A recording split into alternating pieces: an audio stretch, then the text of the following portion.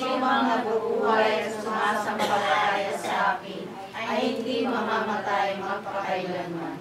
Purihin ang Panginoon, dapat na purihin ang lahat ng bansa. Siya ay purihin ang lahat ng tao sa balat ng lupa, pagkat ang pag-ibig na ukol sa ating dakila at wagas, at ang katapatan niya ay walang wakas. Purihin ang Panginoon. Pagkat siya ang tunay na kordero nag-aalis ng mga kasalanan ng sanlibutan.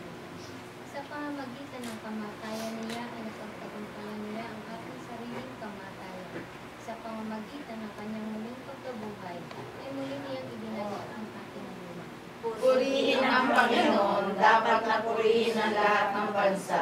Siya ay purihin ang lahat ng tao sa balat ng lupa, pagkat ang pag-ibig na ukol sa ating dakila at wagas, ang katapatan niya ay walang wakas. Purihin ang Panginoon. Makinig po tayong lahat sa unang pagbasa.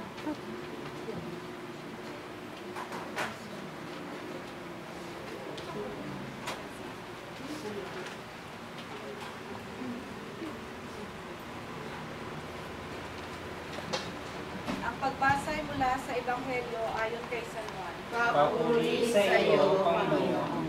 Nang marinig ng Magda na dumating si Jesus, sinalubong niya ito. Ngunit si Maria ay naiwan sa bahay. Sinabi ni Maria, Panginoon, kung kayo po ay narito, hindi na sana namatay ang kapatid ko. Ngunit nalalaman kong kahit ngayon ibibigay sa inyo ng Diyos ang anumang hiling sa kanya. Muling mabubuhay ang kapatid mo, bigan ni Jesus. Nalalaman ko kung siya ay mabubuhay na muli sa huling araw ng muling pagkabuhay. Sinabi naman ni Jesus, ako ang muling pagkabuhay at ang buhay. Ang nananalig sa akin, kahit mamatay ay muling mabubuhay. At sino mang nabubuhay at nananalig sa akin ay hindi mamamatay kailanman. Pinaniniwalaan mo ba ito? Sumagot si Maria. Opo, Panginoon, nananalig ako sa inyo. Kayo po ang anak ng Diyos, ang Mesiyas na inaasahang paparito sa sanglibutan. Ito ang mabuting balita ng Panginoon. Purihin ka, O Kristo. Minamahal namin Panginoong Jesus, hindi kami natatakot sa kamatayan, sapagkat kami ay nasa piling ninyo at ikaw mismo ang nagsabi sa amin na ikaw ang buhay. Hindi kami nag-aalala kay Danilo, sapagkat siya ay nasa patubal mo nung nabubuhay pa, at ngayon ay hinimutid mo ang kanyang kamatayan. Si Danilo ay nananalig sa inyo at hindi kami. Panginoon, na sino mang nananalig sa inyo kahit mamatay ay hindi mabubuhay. At sino mang nabubuhay at nananalig sa inyo ay hindi mamamatay. Naway tanglawan siya na walang hanggang liwanag, O Panginoon, kasama ng iyong mga banal, sapagkat ikaw ay mahabagin. Pagkalooban mo siya, O Panginoon, na walang hanggang panahan sa iyong piling, nakasama ng iyong mga banal, sapagkat ikaw, Panginoon, ay mahabagin. Minamahal namin, Panginoon, ang kalumbayang nadalama namin sa pagpanaw namin ay kapatid mo si Danilo. Kami sakit para sa amin, sapagkat mahal namin siya. Subalit, tulungan mo kami, O Panginoon, nalagyan mo ng kahulugan ang aming pamimigatin. Sa pamamagitan ng pagpapalalim sa aming pananampalataya. Sa katotohanan ng patuloy na pagmamahal kay Danilo, namin din minamahal. Simulan mo kami na ikaw nagmamahal ng gulang. Masikip pa sa pag-asa namin natin siya sa buhay nito. Sapagkat katotohanan ng Panginoon na ikaw ay lumikha sa kanya. Sa pamamagitan ng pag-aalay ng buhay ang aming makataong pagmamahal ay hindi maaaring ipantay sa iyo, Panginoon. Kaya nga, ipagkakatiwala namin sa Panginoon upang mahalin siya na walang Panginoon. Mapaalad ang iyong hinirang at tinanggap, mananahan siya sa iyong templong banal. Naway makustos kami ng mabubuting bagay sa iyong tahanan, dahil din sa iyong templong banal.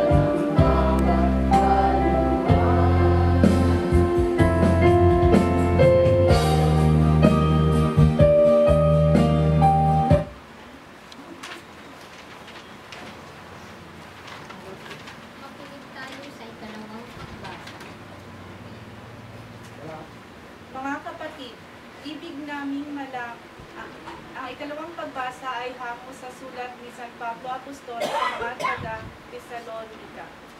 Mga kapatid, ibig naming malaman nyo ang katotohanan tungkol sa mga namatay na, nang hindi kayo magdalamhati tulad ng mga taong walang pag-asa. Naniniwala tayong si Jesus ay muling nabuhay, kaya naman naniniwala tayong bubuhayin din ng Diyos ang lahat ng namatay.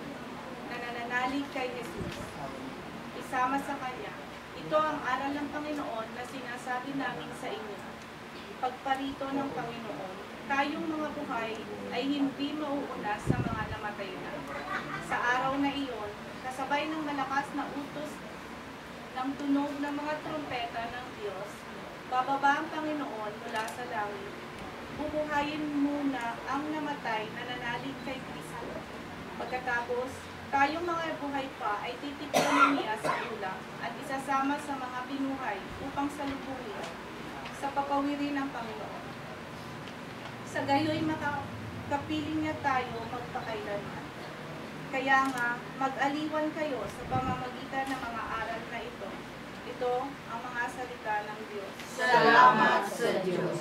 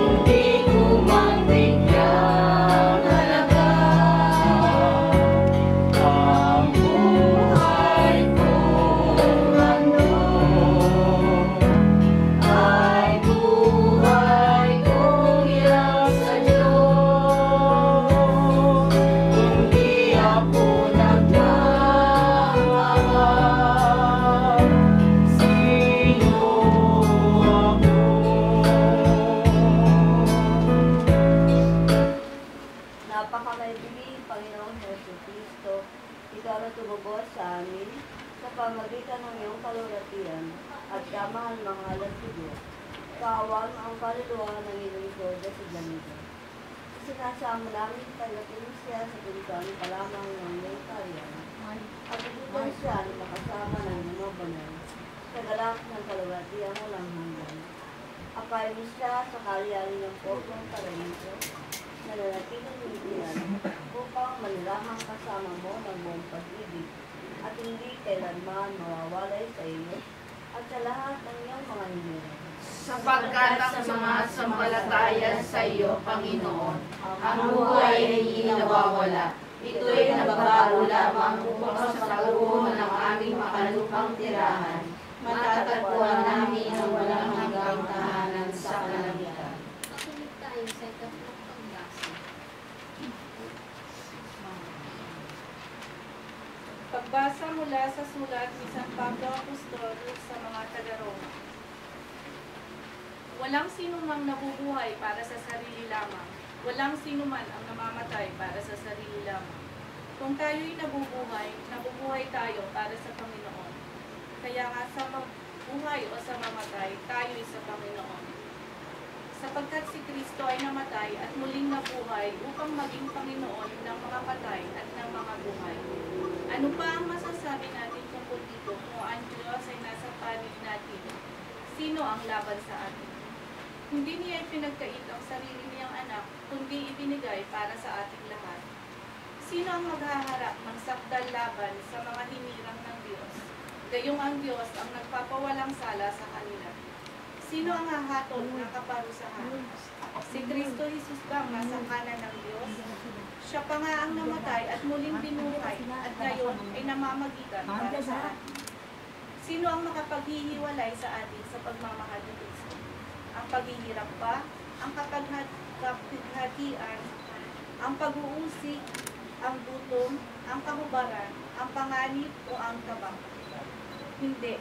Ang lahat ng mga ito ay kanya-kanyang nating pagtagumpayan sa pamamagitan niya na nagmamahal sa atin.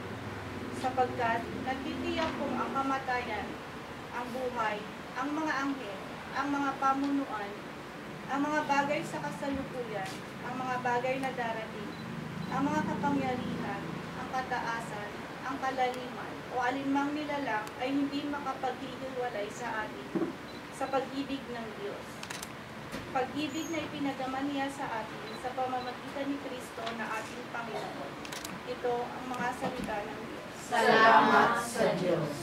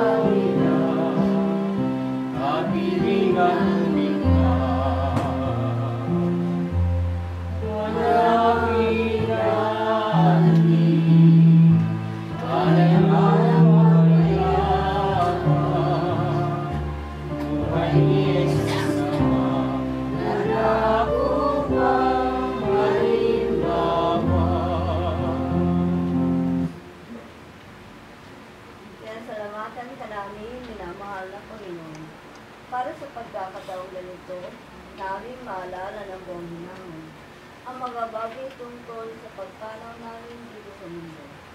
Hindi sa natatakot kami sa kamatayan, hindi sa natatakot kami harapin ang katotohanan, ang lahat